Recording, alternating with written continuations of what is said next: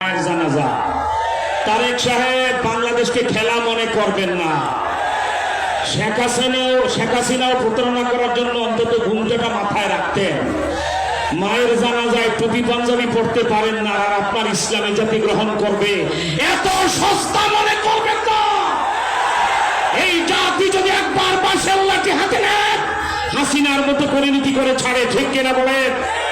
আমার ভাইরা, রাজনৈতিক বক্তব্য কিছু কথা বলার উদ্দেশ্য ছিল, বিশেষ কারণে আসতে দেরি হয়েছে, নেতৃবৃন্দ বলবেন। আমি শুধু আকীদার বিষয়টি বলবো। বাংলাদেশ 55 বছরে জাতীয় সংসদে মদিনাওয়ালার পক্ষে এত উচ্চ কণ্ঠে কথা আর হয় নাই। আল্লামা মামুনুল হক সাহেবের শিষ্য আমাদের এমপি হামজালা সাহেব করেছেন, ঠিক কিনা বলেন?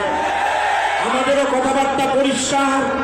জাতীয় ভোট এবং গণভোটের রায় যদি বাস্তবায়ন না করেন, এটা না করে অলরেডি আপনি ডিজিটাল মুনাফিক এবং ডিজিটাল বিশ্বাসঘাতকে পরিণত হয়েছেন। কিন্তু মদিনাওয়ালার দাবি যেদিন পার্লামেন্টে আসবে, এটা নিয়ে যদি তালবাহা না করে আল্লাহর কসম বাঁশের লাঠি পার্লামেন্ট ঘেরাও করবে। এরপরে আপনাদের হতে ঠিক কিনা বলেন? শেষ কথা, উল্টি দিতে যোগ্য চাই না অনেকজন, এক মানুষই আনতে পারে জাতির জাগরণ। সেই নেতা আমরা আল্লামা মামুনুল হক সাহেবকে পেয়েছি, ঠিক কিনা বলেন?